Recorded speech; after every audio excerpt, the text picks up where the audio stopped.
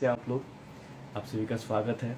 आप सभी के अपने हमारे हम सबके हमरू पब्लिकेशन हाउस में। तो जल्दी लिए आप लोग जुड़ जाइए और आज हम लोग बात करेंगे हमारे next solo book author Anjali ma'am के साथ उनके सोलो बुक भावांजलि के संदर्भ में। और सबसे पहले मैं सबको बता दूं कि आज मैम का जन्मदिवस भी है, तो सबसे पहले हम लोग को मैम को हार्दिक शुभकामनाएं भी देनी है। मैम जल्दी जुड़ रही हैं। आप सभी का बहुत बहुत शुक्रिया। अपने कीमती समय में से बेशकीमती समय निकाल कर आप लोग हमारे साथ जुड़ते हैं, हमारे साक्षात्कार को देखते हैं। और बहुत सारे लोग हमें डीएम करते हैं कि सर हमें भी आपके यहाँ सोलो बुक करनी है, क्या प्रोसेस है। तो सोलो बुक करने का प्रोसेस बहुत सिंपल है। जैसे अभी भावांजलि के लिए अंजलि मैम आई है, इसके पहले मनोज सर आए थे और सोलो बुक के लोग आते रहते हैं। तो आप लोग कुछ नहीं करना, बस हमें डीएम करें। वहाँ पे हमारा नंबर दिया हुआ है, हमारे अबाउट में जाए, बायो में जाए, वेबसाइट को विजिट करें, वहाँ पे सोलो पब्लिश करने का ऑप्शन है, हमारा नंबर है। डीएम करें आप इंस्टा पे, व्हाट्सएप पे, यूट्यूब पे, जहाँ पे आप हमारे रीच कर सकते हैं वहाँ आए। और अंजलि मैम जुड़ चुकी है, तो जिस तरह से आज अंजलि हमारे साथ लाइव आई है, क्या पता कल आप हमारे साथ लाइव आए, ये हमारे लिए आवश्यक है, सभी होगी। तो मैम के साथ वार्ता प्रारंभ करते हैं और मैम की एकल पुस्तक की जर्नी के बारे में बात लिखो। करते हैं। नमस्कार मैम। नमस्कार जी। सबसे पहले तो आपको जन्मदिवस की हार्दिक शुभकामनाएं। जी बहुत बहुत धन्यवाद आपका। और जी आज मैंने इसीलिए ये दिन चुना था कि मेरा बर्थडे था। जी मैम, और यह हमारे जी सौभाग्य का क्षण है कि आप हमारे साथ जुड़ी हैं। और आपके अवतरण दिवस के शुभ अवसर पर हम लोग आपकी पुस्तक का डिजिटल विमोचन करेंगे, इस पर वार्ता करेंगे, आपका साक्षात्कार होगा। तो मैम जी सबसे पहले तो जन्मदिवस की बधाइयां हो चुकी है, अब भावांजलि की आपको हार्दिक शुभकामनाएं। इसके बारे में बताइए, भावांजलि क्या है, इसके बारे में विचार कब आया, बताइए हम लोग। जी मैम। ये बहुत बहुत धन्यवाद आपका कि आपने और हमरू पब्लिकेशन ने मेरी इस बुक को पब्लिश किया है। और वो मेरे लिए बहुत बड़ी सौभाग्य की बात है। काफ़ी दिनों से सोच रही थी, पर कोई सही जगह मिल नहीं रही थी कि मैं कहाँ पर अपनी किताब को पब्लिश करूं। जी और निरेन भाई ने मुझको सजेस्ट किया हमरू पब्लिकेशन में अपनी बुक पब्लिश करने के लिए, तो मैंने आपका से कांटेक्ट किया। और कविताएं मैंने लिखनी शुरू कर दी थी 12 साल की उम्र से सर। क्या मैं बात है मैम। बहुत छोटी थी मैं, और 12 साल की थी तब मैं 8th क्लास में पढ़ती थी। और सेंट्रल स्कूल में एक बार की कंपटीशन हुआ, सब बच्चों को कविताएं लिखने के लिए कहा गया। तो सबको ऐसे ही रैंडमली टॉपिक्स दिए जा रहे थे, तो मुझे टॉपिक दिया गया मिर्च। वेरी क्या टफ बात। था। सबने सोचा कि ये तो करेंगे नहीं, और मेरे क्लासमेट्स ने मेरा बहुत मजाक उड़ाया कि तुम इसमें क्या लिखोगी अंजलि, तुम्हें कुछ नहीं आता, इस हाँ, टॉपिक पे कुछ लिखा नहीं जा सकता।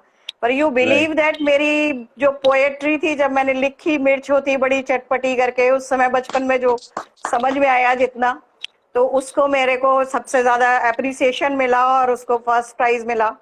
तो मुझे क्या बहुत बात है। खुशी हुई। तो फिर ओहो। उसके बाद से मैंने, क्योंकि बचपन में था, बहुत कुछ सोच इतनी ज्यादा नहीं होती थी, तो मैं जो जी संस्मरण होते थे, जो कहीं घूमने जाते थे या कोई घटना ऐसी घटती थी, तो उसको देख के, अपने क्लासमेट्स को देख के मैंने कहानियां लिखनी शुरू करी, अपने संस्मरण लिखने शुरू किए। और वो मैं धीरे धीरे करके भेजने लगी। तो मेरा सबसे पहले एक संस्मरण प्रकाशित हुआ था सरिता में। तब मैं काफी 12-13 साल की थी उस समय।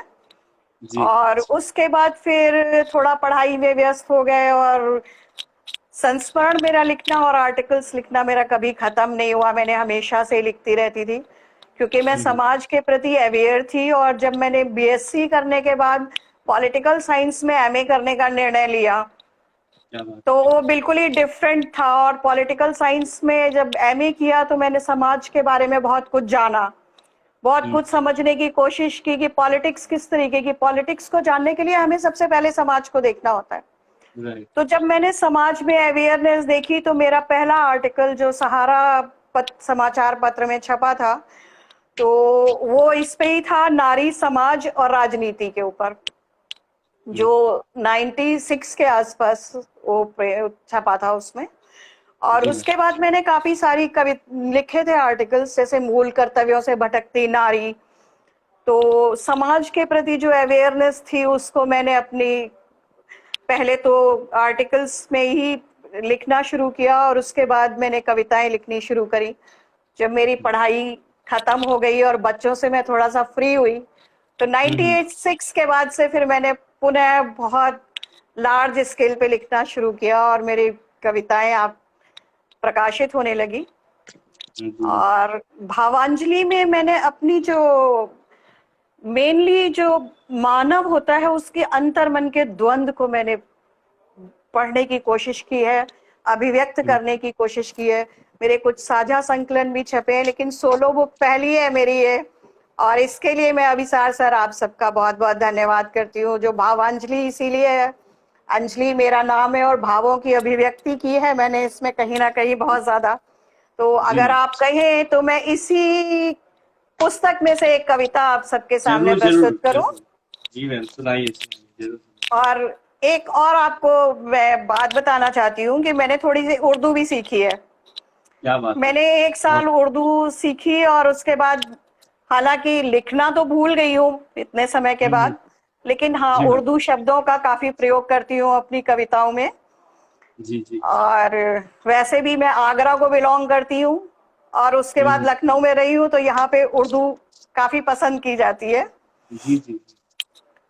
एहसास कि इतना आसान होता भूलना अगर, इतना आसान होता भूलना अगर, तो दामन से हर दाग मिटा देते, तो दामन से हर दाग मिटा देते और गम के अंधेरों को यूं पनाह न देते, गम के अंधेरों को यूं पनाह न देते और उड़ जाते यूं खुले आसमान में, उड़ जाते यूं खुले आसमान में, किसी डोर से खुद को बांधे न रहते, किसी डोर से खुद को बांधे न रहते और आंखों से बरसता ये सैलाब न होता, आंखों से बरसता ये सैलाब न होता और खुद को अपनी ही नजर से यूं तकिए से छिपा कर न रोते, खुद को अपनी ही नजर से यूं तकिए से छिपा कर न रोते और इस अंधे जहान की अंधी दौड़ से, इस अंधे जहान की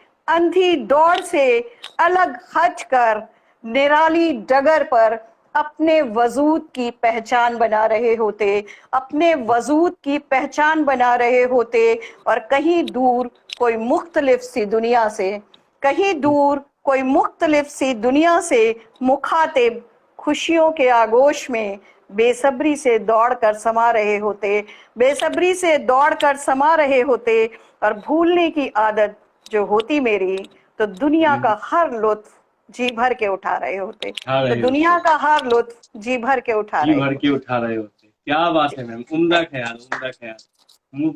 क्या उस शब्दों का जो जायका है आपका बहुत ही आला दर्जे का है, शब्दों का जो जायका है ये मतलब बेनजीर है, बेनजीर जी। बहुत बहुत बहुत बहुत धन्यवाद आपका, बहुत बहुत बहुत धन्यवाद, मजा आ गया मैम, बहुत अच्छा, बहुत अच्छा।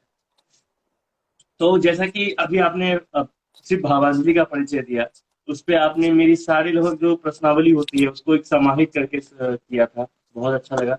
बस जो चीजें बच गई हैं और जो मैं जानना चाहता हूँ मैं आपसे पूछता हूँ। जी बताइए। तो बिल्कुल। एक बार जो लोग देर से जुड़े मैं उनको बता दूं कि आज मैम का अवतरण दिवस है, बर्थडे है, जन्मदिन है। एक बार फिर से मेरी ओर से, हम लोग की ओर से आपको जन्मदिन की हार्दिक शुभकामनाएं। जी धन्यवाद, बहुत बहुत धन्यवाद। और साथ ही साथ जो लोग देर से जुड़े बता दो कि आज इस पुस्तक का डिजिटल विमोचन है, इसके बारे में साक्षात्कार है, मैम से वार्तालाप कर रहे हैं।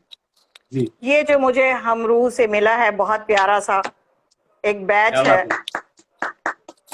और उपलब्धि है। जी जी जी, ये इसकी ट्रॉफी है, ये क्या बात है। ये कल ही मेरे को प्राप्त हुई है और मुझे बहुत अच्छा लगा, रियली इतनी अच्छी पैकिंग में आपने भेजी थी कि बहुत ही अच्छा लगा मुझे, सचमुच आप लोगों का हर डीलिंग बहुत अच्छी है। Thank you very much, thank you. और मैम जन्मदिन के दिन पहले आपको मिला, ये अपने में बहुत बड़ी खूबसूरती की बात है, बहुत बड़ा सौभाग्य है। जस्ट जन्मदिन के दिन पहले आपको, ये मेरी बर्थडे गिफ्ट है ये। यस यस, बर्थडे गिफ्ट है हम लोग की तरफ से।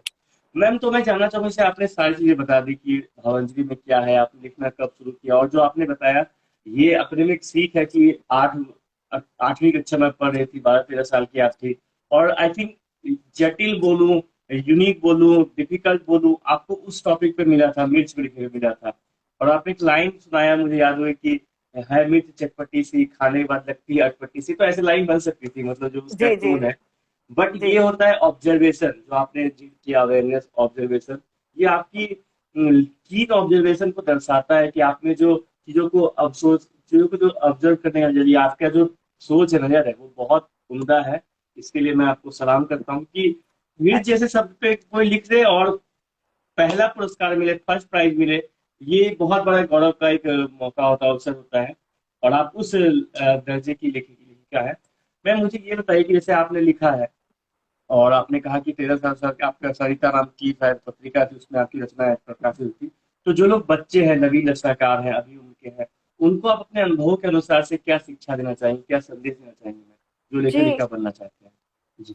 देखिए, लेखक जो होता है वो मेरे हिसाब से, लेखक जो है महफिल में अकेला होता है। महफिल में अकेला जो, वो लेखक और कवि है। और तन्हाई में महफिल सजाए जो, वो कवि है। क्या बात। क्योंकि जब महफिल में होता है तो वो अपने लिए ऑब्जेक्ट्स चुनता है, हम्म। और तन्हाई में वो उस ऑब्जेक्ट के ऊपर जो कुछ भी सोचता है उसको लिखता है। तो तन्हाई में महफिल सजाए जो, वो कवि है और लेखक है। और जो महफिल में अकेला रहे, वो लेखक और कवि है। और यही मेरी सोच है कि हमेशा ऑब्जर्व करिए आप, और समाज के प्रति जागरूक अगर आप हैं तो आप बहुत कुछ समझ में आता है। जैसे थोड़ी सी मेरी थिंकिंग अभिसार सर थोड़ी डिफरेंट है कि मैं सामने वाली सीट को देखने के बजाय जो कॉर्नर्स में क्या हो रहा है, पीछे क्या हो रहा है, अंदर की सोच क्या है, उस चीज राइट पे राइट। ध्यान देने की कोशिश करती हूँ। और जब मैं, आपने जैसा कि देखा होगा कि मैं प्रिंसिपल भी रही हूँ, मैं अध्यापिका भी रही हूँ, तो मैंने हमेशा कोशिश ये की कि मैं जो बैक बेंचर्स बच्चे होते हैं उनको उठाऊं। उनको। तो राइट। आगे वाले बच्चे तो कर ही रहे हैं कुछ ना कुछ, तो जो ऐसे वो बच्चे तो जो कुछ करना नहीं चाहते हैं। आगे वाले तो खुद टीचर से जबरदस्ती करवाते हैं, मैम आज ये पढ़ाना है, मैम हमने ये करके आया। वो बच्चे जो जी जी दरकिनार रहते हैं, जिनको नजरअंदाज किया जाता है, उनको बहुत जी जी। बहुत खूबसूरत। और उनको जब मैं फ्रंट लाइन में लेके आई थी तो सर, मेरा को 4 महीने हुए थे, 3 महीने हुए थे कुल जॉब ज्वाइन किए उस समय। और टीचर्स जी। डे पे बच्चों ने मुझे ये टाइटल दिया था कि ऐसी टीचर जो हमें मैथमेटिक्स में इंटरेस्ट क्रिएट करवा दे रही है। उसके ऊपर क्या उन्होंने बात। लाइंस लिख के मेरे को टाइटल दिया था वाह। कि आपने मेरे को इंटरेस्ट क्रिएट करा दिया। नहीं तो बच्चे 60 बच्चे होते थे सर क्लास में, पीछे वाले बच्चे क्या कर रहे हैं किसी को नहीं पता चलता था। किसी को नहीं। राइट। लेकिन आप, हाँ, बिलीव नहीं करेंगे, पूरे कॉलेज में सबसे ज्यादा गिफ्ट्स मेरे पास टीचर्स डे पे इकट्ठी हुई। जी, और आपने जो बात कही, मैं वही कहूंगा कि यहाँ पे बहुत सारे जो लेखक लेखिका है, हमारे जो पार्ट टाइम लोग हैं, फुल टाइम, वो शिक्षक है, टीचर है, जो मैम जो कर चुके हैं, वो आपके लिए एक सीख है, एडवाइस है, सबक है कि आप उन बच्चों को आगे बढ़ाइए, बढ़ावा दीजिए, जो कि टीचर भी नजरअंदाज कर रहे हैं इनको, और वो बच्चे भी होने की नजरअंदाज करें कि क्या ही करेंगे पढ़ के, या फिर जो आपने कहा कि इंटरेस्ट नहीं आ पाता है। तो ये बहुत बड़ी सीख है। मैं चाहूंगा जो लोग देर से एक जुड़ रहे हैं वो इंटरेस्ट मैम से सीख क्रिएट ले। किया जाए। जी जी। और हर राइट। बच्चे में कोई ना कोई टैलेंट होता है। होता है, बस एक्स हमको, फैक्टर सब में होता है। जी, तराशने की और हमको पहचानने की जरूरत होती है। पहचानने की जरूरत होती है। हर में कोई ना कोई हम्म। टैलेंट है, हर एक में कुछ ना कुछ है। और जी। इन्हीं सबको ध्यान में रखते हुए मैंने कुछ लघु कथाएं भी लिखी हैं। जी। और उसमें भी समाज को आईना ही दिखाया है मोस्टली। तो ओह। मैं आपको, एक तो मैं अपनी जो स्त्रियां हैं, जो लेडीज हैं, वो कभी हार नहीं मान सकती हैं, तो उसके ऊपर ये कविता लिखी थी कि जी हारी मैम। नहीं हूं मैं जिंदगी से, हारी नहीं हूं मैं जिंदगी से, बस नहीं आता, बस नहीं आता हर बात को यूं हंसी में उड़ाना। बस नहीं क्या। आता हर बात को यूं हंसी में उड़ाना, और थकी नहीं हूं मैं जिंदगी में। अभी मैं भावांजलि की पुस्तक में से ही पढ़ रही हूँ ये। हाँ हाँ, जरूर जरूर जरूर। और थकी नहीं हूं मैं जिंदगी से, बस नहीं आता हर काम से क्या जी बात। चुराना, हर काम से वाह। जी चुराना। और परेशान नहीं हूं मैं जिंदगी में, परेशान नहीं हूं मैं जिंदगी से। लेडीज क्या कभी बात है। परेशान नहीं होती हैं। कभी नहीं। परेशान नहीं हूं मैं जिंदगी से, बस नहीं आता हर भावना को यूं हर एक को समझाना। और वाह। पत्थर नहीं हूं मैं जिंदगी में, पत्थर नहीं हूं मैं जिंदगी में, बस नहीं आता हर गम को यूं सबको दिखाना, हर गम को यूं सबको दिखाना।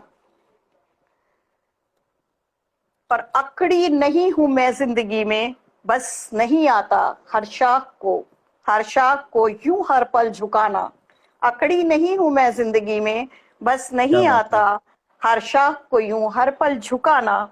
अब बेबस वाह। नहीं हूं मैं जिंदगी में, स्त्री बेबस नहीं है। वो जो कुछ भी करती हम्म। है वो प्यार के लिए करती है, वो बेबस नहीं होती है। वो जो कुछ भी करती है वो जी प्यार जी। के लिए करती है। तो बेबस नहीं हूं मैं जिंदगी में, बस नहीं आता हर साज वाह। को यूं बेवक्त बजाना। और तड़पी नहीं हूं मैं जिंदगी में, बस नहीं आता हर घाव को यूं अपनों को दिखाना, हर घाव को यूं अपनों को दिखाना। थैंक बहुत यू खूब। So much. तो जो लोग बोल रहे हैं कि उपलब्ध नहीं है वेबसाइट का नाम, तो वेबसाइट नाम है www.hamroopublicationhouse.com। और अगर आप हमारे इंस्टाग्राम पे मैम को देख रहे हैं, हमें देख रहे हैं, तो इंस्टाग्राम के बायो में ही हमारे वेबसाइट का लिंक है। या आप गूगल पे सर्च करेंगे सिर्फ हमरू, HUMRWH हमरू। जितने भी हमारे वेबसाइट है, हमारे वेबसाइट से लेके Google, Instagram, Twitter, YouTube, Facebook, सभी आपको मिल जाएगा। और वहीं पे आप जाके मैम की पुस्तक को सर्च कर सकते हैं, भावांजलि, और आपको पुस्तक मिल जाएगी। तो आप लोग का धन्यवाद। आप लोग पूछते हैं, जानकारी देते हैं। एक लेखक और प्रकाशक के लिए ये बहुत बड़ी बात होती है कि लोग उसके बारे में बात कर रहे हैं, जानना जी चाहते जी। हैं, पढ़ना चाहते हैं। जी मैम, बहुत अच्छा लगा। तो आपने जो बताया बहुत खूब। तो मेरी दो तीन लाइन मैं बताना चाहूंगा कि पत्थर नहीं हूं मैं, बस मुझे अपने जख्मों को दिखाना नहीं आता। जी कितनी बड़ी बात है, मतलब ये एक अलग लेवल। और एक लास्ट लाइन है कि दिल दुखता है मेरा भी, बस मुझे ना दर्द को है कि किसी को वो है ना, अभी आपने लाइन कहा, वो ये सार था उसका कि महिला को तकलीफ होती है, बट किसी से प्यार है इतना, या फिर उसके लिए जो ममता है, उसकी वजह से उसके दिए हुए दर्द को ही भूल जाती है। भूल इस जाती पे बहुत है। जोरदार ताली होनी चाहिए, बहुत खुश हो जाएंगे। तो बहुत उम्दा। और जी आगे मेरे चलते हुए हम लोग ये जानना चाहेंगे कि जैसे जी आपने बिल्कुल। शिक्षिका के रूप में पढ़ाई की, आपने कहा था कि 3 महीने चीजें हो गई। तो मुझे ये बताइए कि शिक्षिका के रूप में जो आपने अपना एक जो भी चीजें आपने ऑब्जर्व किया है, उसको आपके लेखिका बनने में क्या सर में, एक शिक्षिका का जो आपका पद था, वो आपको लेखिका के रूप में कैसे सहायता दिए, ये मुझे जानना है। जी। जी बारीकियों से चीजों को देखना बहुत अच्छे से आ गया। क्या बात है। हर चीज को बारीकी से देखेंगे तभी आप लेखक बन सकेंगे। और तभी आप, क्योंकि बच्चों को जब हमने देखा डिफरेंट टाइप के, आपके क्लासेस में हम्म। अलग अलग और काफी हर क्लास में अलग तरीके के बच्चे होते हैं, जब उनको आप रीड करते हैं तो एक हर एक का बच्चे का एक अलग मनोविज्ञान होता है। हर एक की सोच अलग हम्म। होती है, हर एक का बोलने का तरीका अलग होता है।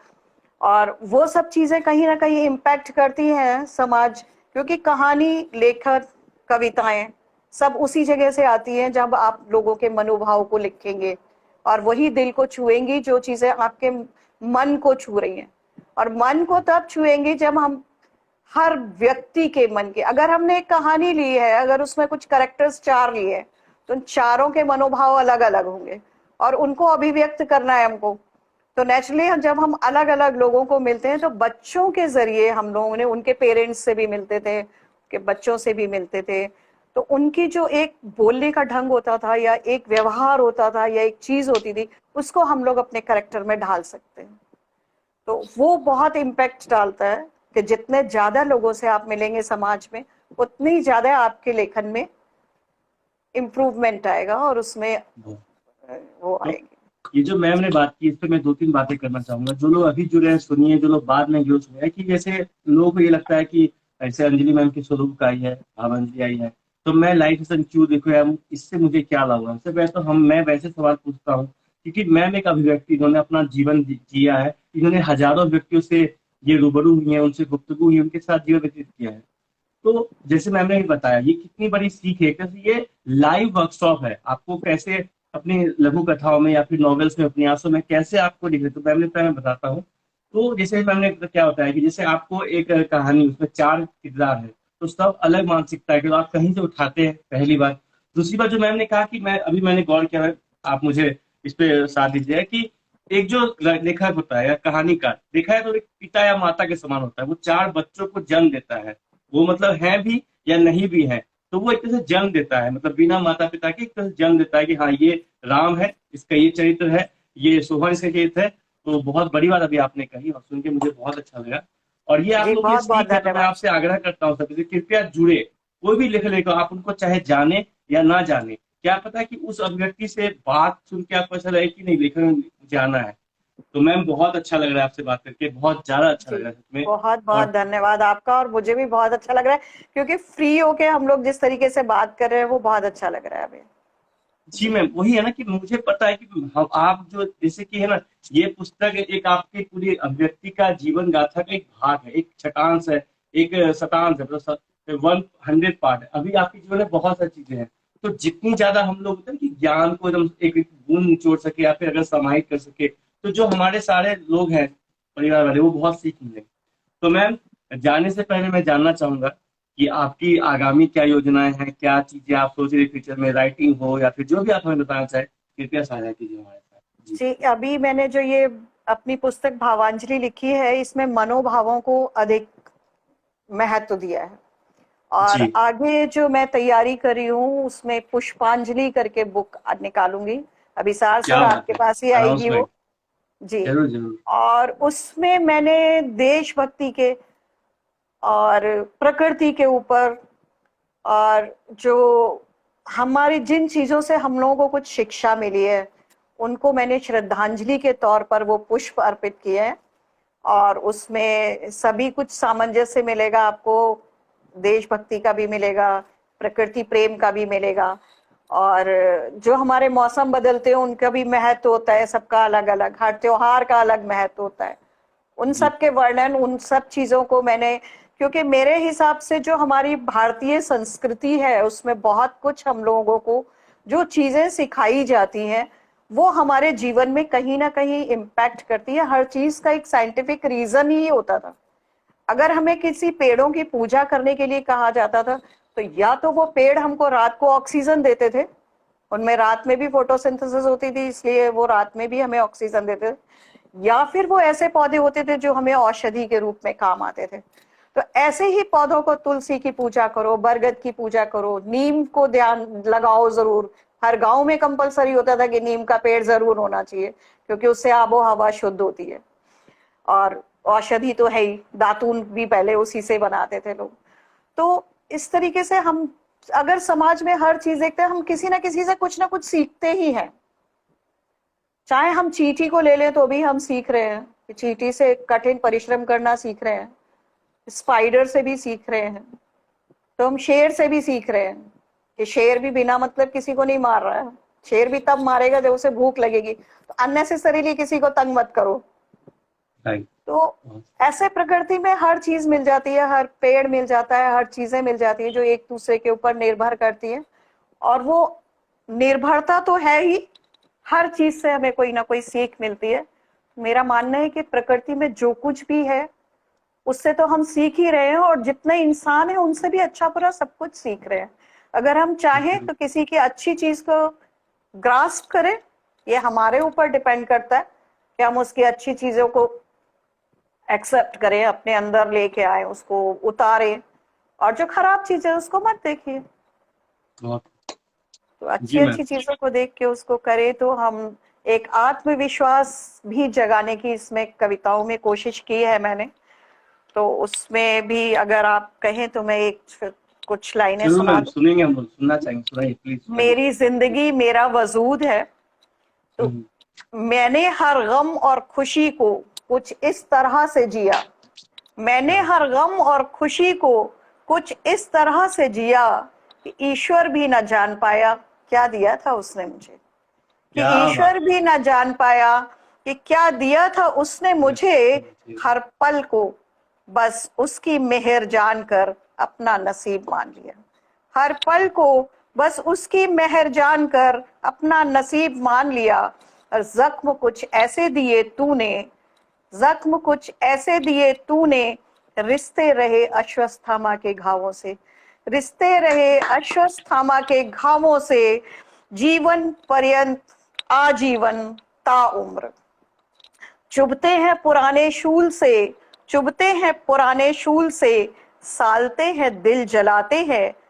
ऐसा नहीं है कि खुशियां रूठी रही हो मुझसे, ऐसा नहीं है कि खुशियां रूठी रही हो मुझसे, पर गम के आगोश में समा गई हूँ जैसे, पर गम के आगोश में समा गई हूँ जैसे, किसी अंधियारे कुएं में, किसी अंधियारे कुएं से आशा की किरण जब जगमगाई, किसी अंधियारे कुएं से आशा की किरण जगमगाई, और उम्मीद की एक बेवक्त आवाज, उम्मीद की एक बेवक्त आवाज अंतरात्मा को झंकृत कर गई। ये मेरा इशारा उन स्त्रियों की तरफ है जो हार जाती हैं, थक जाती हैं, और जीवन के किसी भी स्टेज पर आकर एक आशा की किरण जरूर जागती है अगर हम उस आशा के ऊपर चले तो। और उम्मीद की बेवक्त आवाज अंतरात्मा को झंकृत कर गई। न सूरज की तपिश जला पाई मेरा दामन, न सूरज की तपिश जला पाई मेरा दामन, और न चांद की शीतलता लुभा पाई मेरा सावन, न चांद की शीतलता लुभा पाई मेरा सावन। मतलब मैं भटकी भी नहीं, और न दुख में तड़पी न सुख में मुस्कुराई, न दुख में तड़पी न सुख में मुस्कुराई, लेकिन जीवन को मिली ता उम्र एक तन्हाई, एक तन्हाई। जीवन को मिली ताउम्र एक तन्हाई। क्या बात है, बहुत बहुत गहरी रचनाकारी। जो लोग समझ पाएंगे वो लोग जान पाएंगे, जो लोग जान पाएंगे वो खुद समझ पाएंगे। और मैं आशा करूंगा, आप लोगों से आग्रह करूंगा कि पूरी वीडियो को जो लोग देर से जुड़ रहे हैं पूरी सुने, यूट्यूब पे भी वक्त हो जाएगा, और पूरा समझे कि मैम ने क्या क्या चीजें बताई। हर एक रचनाकारी में एक व्यथा है, एक मैम की मानसिकता है, एक यथार्थ है, एक औचित्य है, एक उद्देश्य है। और मैम आप जैसे व्यक्ति से वार्ता होती है तो मुझे ऐसा लगता है कि मैं बस बात करता रहूं, लेकिन आपको ही पता है, आप शिक्षिका रह चुकी हैं जी, कि समय वहाँ का पे पाबंदी है। पीरियड होता है, समय की बाध्यता होती है, पाबंदी होती है, अलग अलग कमिटमेंट्स होते हैं। बट मुझे बहुत अच्छा लगा, ये आपको दिख रहा होगा मैं सर, कितना मैंने एक एंजॉय किया कविता की आपसे। अगर कुछ लाइनें आप कहें तो मैं सुनाऊं, क्योंकि जरूर वो मैम, मेरे सुनाइए दिल के सुनाइए। बहुत करीब है। जब मेरे हाँ बच्चे हाँ मेरे से प्लीज। पहली बार जुदा हुए थे और वो भी वहां परेशान होते थे और मैं भी परेशान होती थी, तो मैंने उस पर ये सुनाइए। चंद लाइनें लिखी हैं। 2-3 मिनट पे सर खत्म कर दूंगी। नहीं आप सुनाइए, समय की बात नहीं, सर, सुनाइए जी। सुनाइए। घोंसला है कि आसमान में उड़ते परिंदे, आसमान में उड़ते परिंदे, तू इतना क्यों इठलाता है, तू क्या बात। इतना क्यों इठलाता है, और दाना चुगने और पानी पीने तो तू धरती पर आता है, दाना चुगने और पानी पीने तो तू धरती पर आता है, और कितना ही तू हवा में उड़ ले, चैन कहाँ तू पाता है, और धरती माँ के आंचल में ही तू दुनिया के सुख पाता है, तू दुनिया के सुख पाता है। अब नींद कहाँ इन आंखों में, थोड़ा जल्दी सुना रही हूँ आपको। अब नींद कहाँ नहीं इन आंखों में, थक कर जब तू घर आता है, जो विदेश चले जाते हैं खास तौर से। अब नींद कहाँ उन आंखों में, थक कर जब तू घर आता है, और पुराने दरख्त पर आते ही तू मीठी नींद सो जाता है, पुराने दरख्त पर आते ही तू मीठी नींद सो जाता है, और पथराए से इन नैनों में, पथराए से इन नैनों में नीर कहाँ छलकाता है। जब आदमी का बहुत दुख हो जाता है तो फिर आंखों में से आंसू नहीं निकलते, सूख जाते हैं। नहीं निकल पाता है, नीर कहाँ छलकाता खत्म है। हो चुका है। जी। जी जी। और तरवर की छांव पाते ही, तरवर की छांव पाते ही ये बादल सा फट जाता है, ये बादल सा फट जाता है। और तिनका तिनका जोड़ जोड़ कर, थैंक यू सर, तिनका तिनका जोड़ जोड़ कर एक घोंसला जो मैंने बनाया है, माँ तेरी ममता पाते ही फूलों सी खुशबू लाया है। और पावन हमको बस इतना कर दे कि रंग होली के इसमें भर दे, और जगमग जगमग दीप जले, और रिम झिम बारिश हो। Thank you ma'am. मैं एक लाइन कहना चाहूंगा कि जो मतलब जी। बिल्कुल। प्रकाशक बहुत सारे हैं, हजारों हैं, लाखों हैं शायद, लेकिन मुझे गर्व होता है कि आप जैसे व्यक्ति को हम लोग प्रकाशित करते हैं। आपकी जो एक लाइन थी कि अ, अ, एक ठंडी छाया पाकर बादल सा फट जाता है, मतलब दर्द तो होता है, सारे जीवन जी लेता है, सारा विदेश घूमता है, लेकिन जब कोई अपना सा मिलता है, और इंसान के दिल में, खासकर पुरुष से अगर बात करें तो बहुत दर्द होता है, लेकिन वो खुद को बहुत कठोर दिखाता है, बहुत पत्थर दिखाता है। लेकिन जो आपने कहा कि तरवर की छाया मिले, तो मतलब ऐसा कोई अभिव्यक्ति, ऐसा कोई स्नेहा युक्त व्यक्ति या फिर जो भी हो, जिसके सामने वो मतलब खुल सकता है। बहुत गहरी बात है, वही है ना कि आप जैसे की खूबसूरती है कि वो ना आप लिखते कुछ है, वो समझ में आना चाहिए इंसान को। यही मैं बताना चाहता हूँ हमेशा कि पाठक होना बहुत आसान काम नहीं है, या जी जी जी। दर्शक होना। मैं यही बोलना चाहता हूँ कि पाठक को भी बहुत मशक्कत मेहनत करनी होती है। जैसे आपने लिखा ना कि तरवर की छाया मिलते ही बादल सा फट जाता है, मुझे लगता है कि 10 में से 9 भी नहीं समझ पाएंगे, क्योंकि कितनी गहरी बात है। जी मैम, बहुत गहरी बात है कि वो व्यक्ति या कोई व्यक्ति जो पत्थर होता है तभी रोता है, तभी अपने गम को बयां करता है जब वो किसी ऐसे व्यक्ति से मिल रहा है जो उसके प्रमाणिक है। बहुत बढ़िया। वो जी सर, मेरी तो इच्छा है कि जो भी पाठक इसको पढ़े वो एक एक कविता को ध्यान, अगर मन से अपने सोच के पढ़ेंगे कि ये मेरे साथ हो रहा है, ये मैं देख रहा हूँ, मैं अलग रह रहा हूँ, मेरे को कैसे मिलते ही अपने हो के कैसा लगता है, तो वो फीलिंग्स जो है वो जब अपने आप से जोड़ के, पाठक तो हमेशा अपने आप से जब तक जोड़ के नहीं देखेगा जब तक वो चीज में या कविता में रस नहीं आएगा, क्या बात जिसको हम है। और कहते एक हैं लाइन में कहना भावनाएं चाहूंगा उसकी मैम जाने तभी से पहले। समझ सकता है। जी जी, जाने से पहले एक लाइन कहना चाहूंगा कि जैसे बहुत बचपन हमने कविता पढ़ी है ना, कि कोई एक पंक्ति दी आती थी बचपन में, और लिखा जाता है कि प्रस्तुत पंक्तियों की भावपूर्ण व्याख्या करे, सप्रसंग व्याख्या करे। तो आपकी जो ये लाइन थी जिसको मैंने 2 मिनट कहा, वो फिर दोहराता हूँ कि जो लाइन थी कि तरवर की छाया मिलते ही बादल सा फट जाता है, अगर ये लाइन दे दी जाए तो इसको व्याख्यान किया जाए तो मैं कह सकता हूँ कि 10 से 15 कम से कम इस पर व्याख्यान किया जा सकता है। तो इतनी गहरी आपकी वाणी है, इतनी गहरी आपकी लिखनी है। आपकी कलम को मेरा नमस्कार, साष्टांग जी, नमन आपको। आपका बहुत और ये बहुत धन्यवाद है कि आपकी वजह से ये बुक जो है वो बाकी जगह तक आई है, नहीं तो डायरीज के पन्ने में लिख के रखने का कोई मतलब नहीं होता है। कोई मतलब और आपने जिस तरीके से इस पुस्तक को मेरी प्रकाशित किया है और जितना सहयोग आप सबका मिला है मुझे, उस सहयोग के लिए मैं आप सबका बहुत बहुत धन्यवाद करती हूँ। और जितने ज्यादा से ज्यादा लोगों तक ये बुक पहुंचे तो मुझे उतनी ही खुशी होगी, क्योंकि अभी मेरी एक अगली पुस्तक पुष्पांजलि आपको बताए, फिर एक लघु कथा संग्रह बना रही हूँ।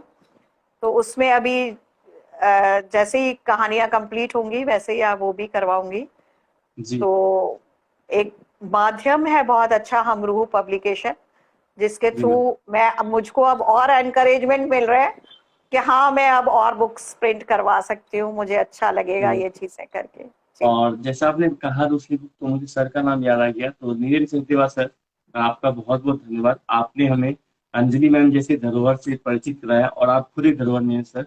धन्यवाद, दिल से धन्यवाद आपका। मैं चाहूंगा टेक्निकल टीम जरूर सर को बताए कि हम लोग बहुत ज्यादा कृतार्थ है, सर ने बहुत बड़ा काम किया। थैंक हाँ you very sir, much ma'am, आप लोग जुड़े रहे। वो मेरे और बड़े भाई की तरह है सर। और जी। मेरे भी उनसे भी मैं एक बार, हमारे इंटरनेशनल एक अंतरराष्ट्रीय काव्य गोष्ठियां होती हैं जो ऑनलाइन, उसमें जी। उनसे मुलाकात हुई थी और अब उनका व्यवहार मेरे बड़े भाई की तरह है बिल्कुल। हम्म। और हमेशा सपोर्ट करते हैं, जो लिखती हूँ उसमें भी और जो इसमें भी। सबसे पहले उन्होंने बोला कि नहीं वहां जाओ अंजलि, तुम वहां पे बहुत अच्छा हो जाएगा। तो जी, और मुझे सर बहुत ने भी अच्छा मैम लगा। हमारे साथ 2 पुस्तकें कर रखी हैं। जी जी पहला जी पुस्तक, उनकी 2 पुस्तक आपको पता होगा, उनकी भी जी जी तीसरी जी। चौथी पे कार्य चल रहा है जैसे आपने बताया।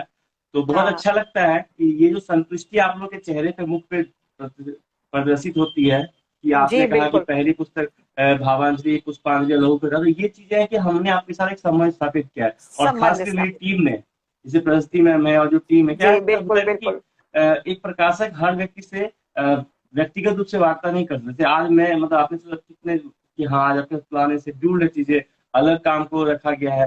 तो मेरी टीम का बहुत बहुत धन्यवाद, आपका धन्यवाद, जी नीरज सर का धन्यवाद, और पूरे हमरू के सदस्यों का धन्यवाद। और मैम आपसे बात करके बहुत अच्छा लगा, और जल्दी जी आपसे बात करेंगे, है ना। जी बिल्कुल, बहुत अच्छा लगा नमस्कार, अपना सर। आशीर्वाद बनाए रखिए मैम। जी जी। बिल्कुल, बहुत थैंक बहुत यू। आपको शुभकामनाएं हैं, पब्लिकेशन को शुभकामनाएं कि ऐसे जी। ही बढ़ती रहे और हम सब लोगों की बुक्स आप लोग प्रिंट करते रहो, पब्लिश एकदम। करते रहो। आप जी। सबको बहुत बहुत शुभकामनाएं और बधाई है मेरी तरफ से। प्रशस्ति जी ने बहुत कोऑपरेट किया है और बहुत अच्छे से बिहेव करती है, तो जी मेरे को मैम। भी बहुत अच्छा लगा कि व्यवहार आप दोनों का इतना अच्छा लगा, क्योंकि आप ही दोनों से मेरी कांटेक्ट वॉइस जी मैम। जी। वर्बली हुआ है। हाँ तो हाँ। इसलिए बाकी टीम का वर्क तो आपको पता है कि कैसा कैसा किया है, सबने अच्छा ही किया है। जी। और फेस टू फेस चूंकि आप दोनों से बात हुई है तो आप लोगों का विशेष धन्यवाद है मेरा। और आप लोगों ने बहुत कोऑपरेट किया, और फिर से मैं हमरू प्रकाशन को एक बार फिर से धन्यवाद करती हूँ। थैंक यू बोलती हूँ। आप सबका बहुत बहुत धन्यवाद। धन्यवाद, थैंक यू वेरी मच, शुक्रिया। Thank you. और बाकी सभी लोगों को बहुत बहुत नमस्कार। आप लोग आए और जल्द ही कल या परसों जब भी समय मिलेगा फिर से जुड़ेंगे आप लोगों के साथ और एक नए solo book author, next solo book author के साथ बात करेंगे। तब तक अपना साथ न रखें। और जैसे अंजलि मैम लाइव आई थी, आप भी आना चाहते हैं तो जल्द ही आप लोग जुड़े, हमें डीएम करें और हम लोग वार्ता करते हैं। Thank you very much guys, love you all, thank you very much, दिल से शुक्रिया, नमस्कार।